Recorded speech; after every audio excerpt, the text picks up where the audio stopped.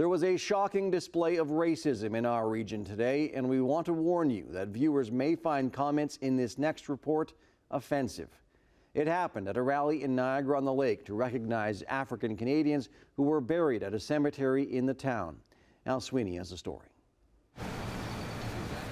This burial ground in Niagara-on-the-Lake has a name that seems out of step with the times.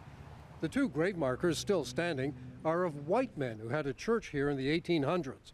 Most people who went to the church were black, but their grave markers are now nowhere to be seen. Paul Dolby remembers them as a schoolboy in the 1960s. I remember there was maybe at least half a dozen stones visible. Some at the front you could read. James Russell says the other headstones were knocked down and covered in the 1970s and 80s by the town of Niagara-on-the-Lake.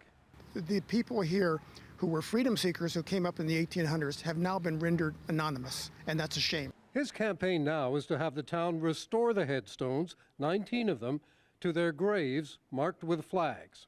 But while Russell was holding a rally, something unexpected happened away from our camera. At one point, people here were shocked when a woman in an expensive red sports car drove up and stopped at the side of this road and yelled something offensive. She stopped her car, looked at James standing there, and said, "I think you all need to go back to Africa." And James said, "Have a nice day." I was astounded. I've lived in Canada my whole life, and I maintain that we're not racist, but she proved otherwise. James Russell says it's unusual to encounter such open racism in Canada. And it happened in a place that was a refuge of freedom in the 1800s for people escaping slavery in the U.S. on the Underground Railroad. It was liberty. If they could make it across the Niagara River, they were no longer considered enslaved.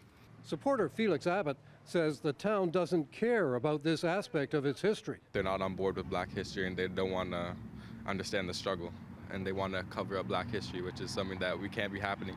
Not many people turned out for Russell's rally today, but he says that can be expected. I think the people are reluctant to come out to support something that is so polarizing. So I think that the reluctance of the poor turnout here was not surprising. And Russell says he's going to continue his campaign for recognition of the people whose graves lie in that burial ground.